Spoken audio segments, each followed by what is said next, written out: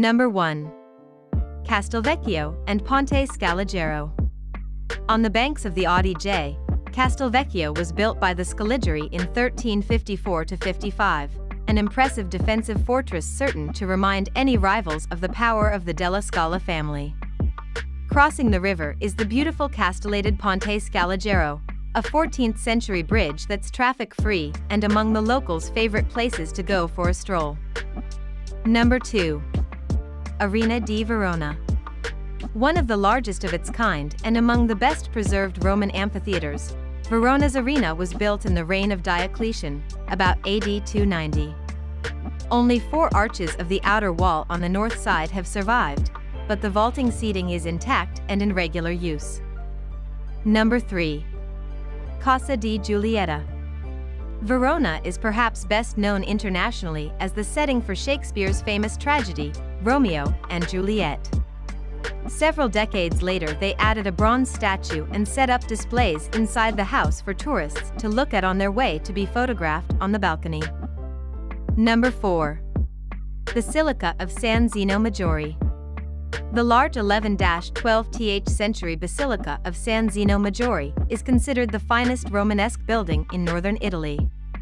The beautiful main front of alternating strata of brick and white tufa is flanked by a slender Romanesque campanile and the 14th-century battlement defensive tower of a former Benedictine abbey. Number 5. Piazza del Erbe. The central feature of Verona's Centro Storico is the rectangular Piazza del Erbe, one of the most picturesque squares in Italy.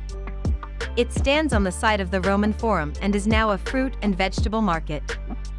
In the center of the square is the 16th-century Berlina, a canopy on 4 columns, formerly used for elections. Number 6. Piazza dei Signori and Loggia del Consiglio. Accessed through an archway from Piazza del Erbe, Piazza dei Signori is surrounded by palaces, and in the middle stands a monument to Dante erected in 1865. The Palazzo della Ragione, on the south side of the piazza, was begun in 1193 but altered in later centuries. Number 7. Arci Scaligere. The lovely little church of Santa Maria Antica was completed in the 12th century and became the family church of the Della Scala princes, who ruled Verona in the 13th and 14th centuries. Their imposing Gothic tombs almost overshadow it, topped by their effigies in full armor. Number 8. Duomo di Santa Maria Matricolare. The cathedral is a 12th-century Romanesque basilica with a 15th-century Gothic nave. On the beautiful main doorway of the cathedral are figures of Charlemagne's 2 paladins, Roland and Oliver, done between 1139 and 1153. Number 9. Santa Anastasia.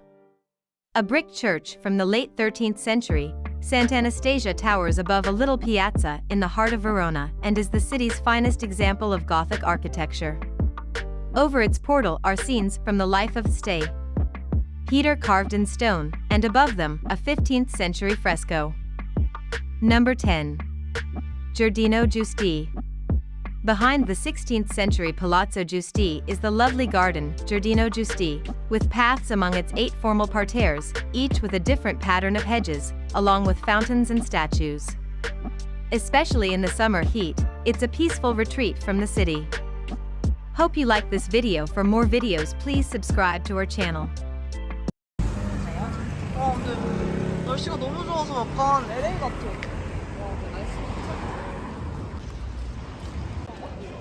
저게 기념탑이야? 아니 왼쪽에 있었는데? 가려서 안 보여. Ein bisschen Schokolade.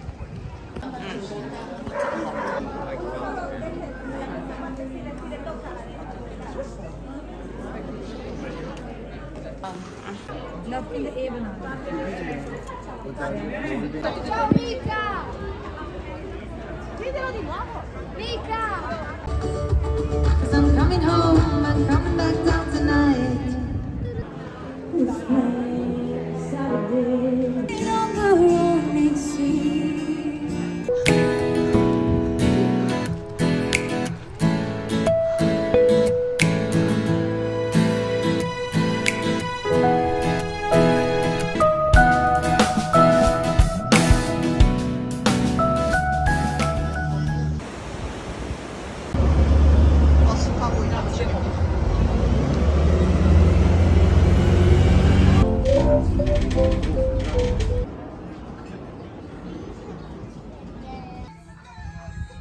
와, 진짜 키워줬나? 우리 한국 사람처럼.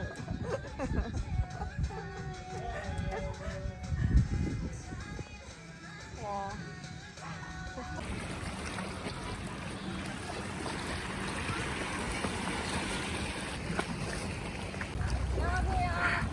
지금 어디세요?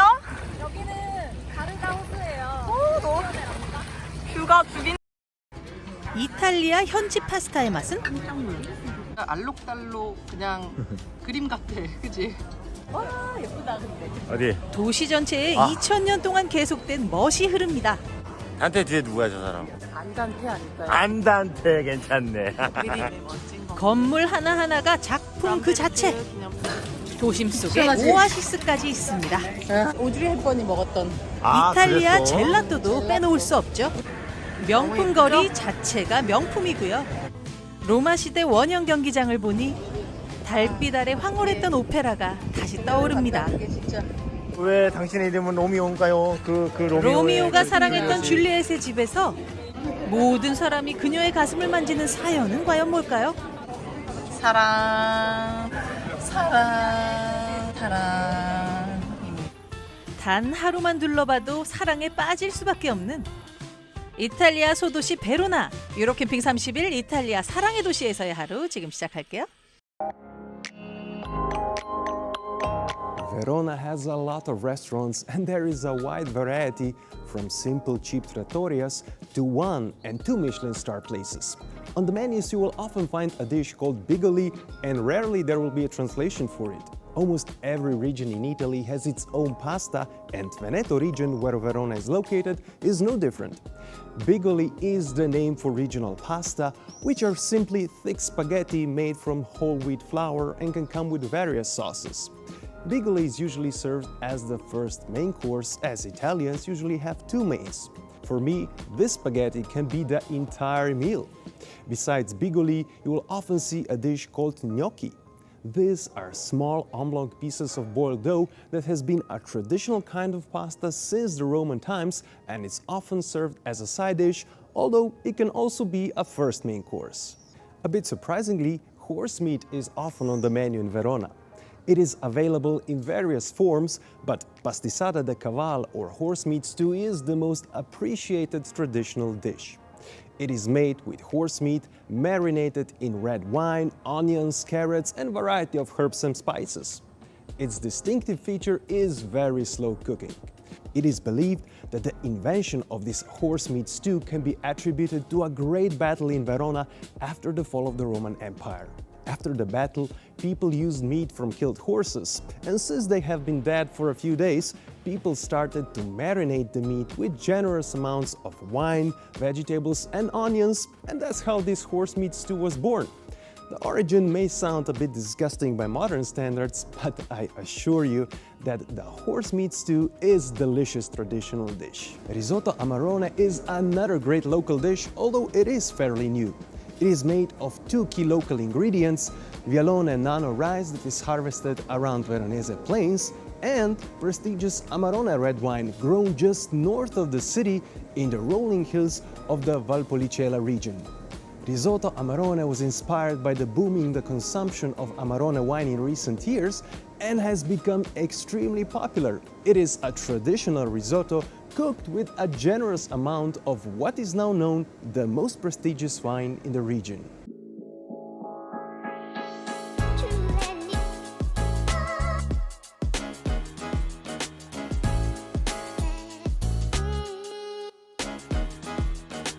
After all the food, it's time to do some walking around the Old Town. Via Mazzini is Verona's main shopping street that connects two of the biggest squares, Piazza Bra with Roman Arena and medieval Piazza della Erbe. This is one of the largest pedestrian areas of Verona, but it's also one of the busiest streets of the city. Here are some of the biggest names of high fashion and the better-known low-cost international chains. If you're looking for the latest fashion in clothes, shoes, and accessories, and you have the budget, you will certainly find something for you. But before you wander off on a shopping spree, it's good to know that many stores are closed on Mondays. Main Shopping Street will take you to this beautiful medieval Piazza della Erbe, where you will find a daily market with stalls selling clothes, fruit, and vegetables. On this square you can also buy dried herbs, wine, jewelry, trinkets and artisan products. If you walk towards the end of the square, where there is this big column with a winged lion, you will see two streets.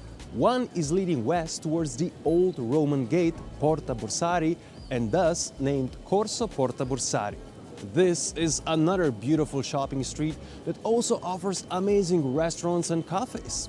The other street is leading east toward the Church of Saint Anastasia and is thus named Corso Sant Anastasia. This is another shopper's paradise. As well as being full of stylish boutiques and historic stores, this street is particularly well known for its antique shops. But if you're after the best antique bargain, then you'll have to time your visit to Verona, as best antique deals can be done in Piazza San Zeno on the third Saturday of the month, when there is a vibrant flea market. Slightly hungry after all the shopping and walking, and you don't want to waste too much time for a meal, you can still have an authentic, quick and tasty lunch. I will show you 3 Verona street food options in 3 different places close to 3 major attractions. First is this small and popular shop with fresh food products and ready-made meals. It's located just 3-minute walk from the very heart of Verona, the beautiful Piazza della Erba Square. Their specialties are delicious, homemade and handmade pasta like tortellini and gnocchi for reasonable prices. Pasta is produced and cooked right in front of you. They have 2 small tables, or you can have a takeaway. I took a mixed pasta plate and it was absolutely beautiful. Your efforts for finding this place will be greatly rewarded. Popular fast food in Verona is also a panuzzo, a big sandwich. If you put it in romantic Verona perspective, you can say that panuzzo is the love child of a pizza and a sandwich born in southern Italy in 1980s. Panuzzo is a flatbread made of warm pizza dough, sliced lengthwise and stuffed with whatever you like, usually 3 or 4 ingredients. In this fast food place, just on the corner from the beautiful Castelvecchio castle, you can choose from a long list of panuzzo sandwiches offering 2 sizes, a 20 cm or 8-inch panuzzo and 40 cm or 16-inch panuzzo for the starving ones.